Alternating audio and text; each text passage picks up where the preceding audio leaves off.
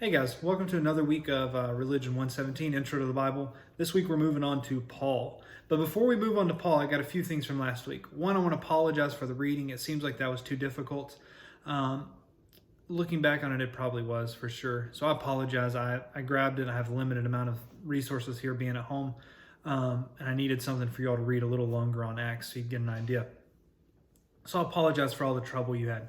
In order to thank you for that, everyone who took the quiz, I went ahead and gave 2 bonus points on it, up to 10. So if you made an 8, you now have a 10. If you made a 7, you got a 9. So I gave everyone, I curved it up to that 10. So I gave everyone 2 bonus points to thank you for that, or to apologize for that, not to thank you for it. So thank you. Make sure you're doing the quizzes, working on that. Second, the board, discussion board. Make sure you're doing a discussion post every week. Just something, so that gives me an overview of what's going on. It helped me know this week that reading was too hard, and it helps me know what people are drawn to in it. One of the things that came up a few times was Cornelius and Peter. I think one of the things with Cornelius and Peter is that the book wants you to see this radical nature of this reconciliation, of these two people getting together. Someone noticed the Romans were oppressing the Jewish people, and Cornelius was a part of that, right? And so I think the book would want you to say, man, this is pretty radical stuff. If the Holy Spirit is drawing a Roman centurion back with Peter, a poor Jewish man, there's something crazy going on. There's something more going on here, right? I've told people before, this would be the equivalent of maybe the Holy Spirit showing up in the Civil War and having a Confederate general have to go to a slave in order to hear the word of God. That's how radical this would have been for them to hear, that there was this sort of connection going on between them. So yeah, I think it's a very complicated relationship between the two of them, and I think it wants you to see that. But also, it wants you to see, I think the author of the book wants you to see the power of the Spirit to draw people together who probably wouldn't be together from the world's standards. And this comes back to Paul's vision. We see Paul's vision change through his interaction with the centurion, with Cornelius, right? We actually see his vision for what this looks like change. He used to think that this was only a religion for other Jewish people, but through that connection, right, through that work, now Peter's able to see that the gospel will also go to the Gentiles, that this gospel is more than just for the Jewish people, but ultimately for the whole world. So Cornelius changes that for him, okay? So make sure next week you're doing the discussion board post. I did reply to some of you on there. I just replied to some others on this video just to kind of give you an overview there with Cornelius because there's a lot of questions. So make sure you're posting on there each week. Make sure you're doing your quiz each week, right? This week we're moving on to Paul. Paul, if I had to say I wouldn't say I'm an expert in anything, but if I had my expertise in something, it's definitely Paul. I've done more research, more study of Paul than probably any other character in the Bible, maybe besides Jesus, but definitely of any books in the Bible. I feel like I understand these better and what's going on in them. And so as I was looking for something for you all to read, or something actually for you to watch, I couldn't find anything that I thought was particularly great that kind of gives an overview in less than 15 minutes. So what I did was I just recorded 2 videos. Usually I'll give you an intro video and then I'll give you a video from someone else. This week you're getting 2 videos from me. I'm sorry, you have to see my face longer, but I felt like that was easier for me to get across what I want you all to know about Paul and what Paul is doing. So you're gonna have 2 videos from me this week. This one, which will quickly move into the historical situation of Paul. And then you're gonna have a second video that I'm gonna be recording, and that's gonna be on the theological situation of Paul. So one is understanding Paul from a historical point of view. The second one is understanding Paul from a theological point of view. What is Paul arguing for? What is Paul doing? And as I'll say later in there, Paul is the first Christian theologian. So I think it's very important that we understand what Paul is arguing and what Paul is saying if you want to better understand the Bible. Someone has even said that the way you can understand Christian history is ultimately by understanding how people interpret Romans, how people interpret Paul, right? That Romans especially is probably the most important book within Christian history for people to read and interpret and new interpretations. So I love Paul. I could talk about Paul all day. It's a real struggle for me to get this down into 2 15-minute sections, as you'll probably see. but I hope that you learn some stuff. I hope that you get through it. The reading this week is from a great little book, if you're interested in Paul, called Reading Paul. This is a basic intro text. It's short. I think it should be easier for you all than last week's reading. If not, let me know. And on that, if you're having issues, if you have questions, shoot me an email, right? I'm more than happy to help, right? With all of this. I know this is hard. I know this is difficult. If you get to a place where you're really struggling and you find you're anxious, whatever, just shoot me an email. I'm going to help. Last week I had a few students who emailed me and I just said, hey, look on these pages. Here's where the answers are. I'll help you find that stuff. I'm not here to trick you or make you feel anxious. I'm here to help. So if you have issues with that, even one student was able to show me where I made a mistake. So just email me. Don't sit and freak out about things. Just send me an email. I'm more than happy to help on this stuff. And also, there's a good chance I've made some mistakes because this is all new to me. I'm figuring this all out. Okay. So reach out, guys. And I'll be here to help, and make sure you do your readings, watch your videos, quiz, and your post this week, and we'll keep going. From here, you're going to jump into a recording I made the other day talking about Paul's historical situation. Okay? Thank you, guys. Okay, guys, let's jump into the historical situation of Paul, understanding him as a historical figure.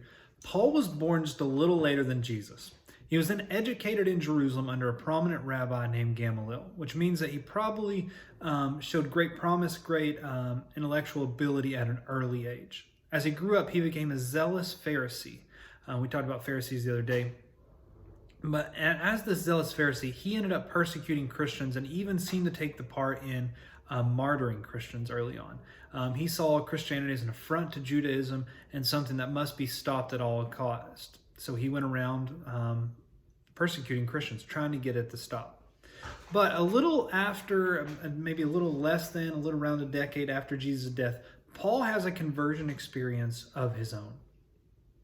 And whereas before he is seen as a criminal, he sees Jesus as a criminal, he now begins to see Jesus as Lord. He also at this point feels as if he has a call to spread Jesus' message to the Gentiles as he continued to work within Judaism. So he feels like he had a call to spread it to the Gentiles. He argues in Romans actually that Gentiles were grafted into Israel's promises. Okay. He does have some conflict early on with other Jewish leaders of Christianity. They believe that you had to be circumcised and follow Jewish regulations to be a Christian. Paul takes a much more liberal view and says that no, they don't need to. Paul's view ultimately wins out, right? And so that they don't need to be circumcised, don't need all that to follow the Jewish regulations. And so what did Paul want to do? Paul wanted to create an international network of transformed, peaceable, multicultural communities that worshiped and obeyed the one true God by conforming to his Son in the power of the Spirit. That comes from Gorman, right? So Paul ultimately wanted to create an international network of transformed, peaceable, multicultural communities that worshiped God. That's Paul's whole goal. So Paul traveled with others and went around creating and encouraging these multicultural worshiping communities all throughout. When he got to these cities, he would try to establish a nucleus for his communities. He would generally go to the synagogues, first start off with the Jewish nucleus, and then move out into the city. This was ultimately his life, moving from city to city with a small team, trying to establish these small communities that overcame their boundaries that separated them and worshiped Jesus. Right? That's Paul's whole work, his whole calling on his life. Right? Acts tell us he went on 3 missionary trips where he visited different places throughout the what is now Turkey and Greece. He got so far, obviously, as Rome at the end of his life. So he had 3 missionary trips where he went around spreading the gospel, creating these communities. So that's what Paul did in his life. But now I'm going to spend the rest of our time talking about what we know most about Paul through, and that is his letters. Right? We know Paul more through his letters than his life. There's a lot more details in his letters than about his historical situation. So Paul would write pastoral letters to communities, these multicultural communities. Some communities he had started, Some he did not. He was just writing to them to help guide them and lead them in this time. He was always addressing specific issues in specific places. This is what we call occasional theology, right? He wrote theology for specific occasions. He was trying to help. He was addressing specific issues, and he was facing them using theological reflection, right? He would write, say, hey, God has done this. God has torn down the boundaries between us. So guess what? You need to get along. And that's kind of what Paul did. And this is, again, what we call occasional theology, writing for that particular occasion. Most of the issues he was writing about were divisions. These were divisions from the socioeconomic class. You can see this in 1 Corinthians. He talks about this. Ethnic divisions, the Gentiles and Jews, Roman Christians, Jewish Christians. So these ethnic divisions, cultural divisions because of that. Some doctrinal divisions. You see in Galatians that there's some doctrinal divisions going on. And then even some class boundaries. He writes a short book to Philemon saying, hey, accept your slave back, and you should probably free him. He kind of infers that you should free him, that the owner of the slave should ultimately free the slave and bring him back into Christian community with him. That's in Philemon. So this is what Paul kind of doing. And these letters were important because, one, Paul couldn't just travel around. No cars, no trains, no buses, no planes, right? He couldn't do that. So the way that he led from afar was ultimately through these letters, right? He would write these letters. And in our Bible, we now have 13 letters that claim to be from Paul. I'll say this real quick. Hebrews is not from Paul. It doesn't claim to be from Paul. Some people might think that, but it's not from Paul. It doesn't even claim to be from Paul. But besides Hebrews, there are 13 other letters that do for sure claim to be from Paul. They are ordered by length in the Bible, right? Romans is the longest. Philemon is the shortest, right? So they're ordered by length. Galatians and Thessalonians we know were earlier letters, and Romans was a later letter and more developed. Might be his last letter we have. Okay? So 13 letters coming from Paul, all organized by their length. Now, even though 13 claim to be from Paul, scholars don't think that all of these actually came from Paul. Ephesians, Colossians, 2 Thessalonians, 1 and 2 Timothy, and Titus are all what we call the disputed letters. People think this because the Greek is a little different, right? People think that, hey, it might be a stretch that the same person wrote these as the others, right? So the Greek's a little different, and the theology seems to have different emphases in these letters than some of Paul's letters that they are sure that Paul wrote. Now, some people this might strike as immoral or really bad to say about the Bible, that they might not be actually by who they said they were from. But this was not considered immoral back then. It was almost considered a way of doing fan fiction, I might call it, right?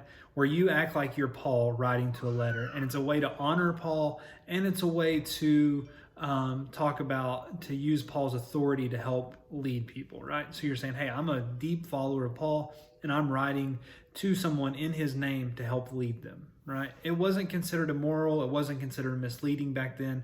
Just the way people done things. We have general understanding of this from the ancient world. My view, I think Paul did either write or have a part in writing about 10 of the letters, 10 of the 13.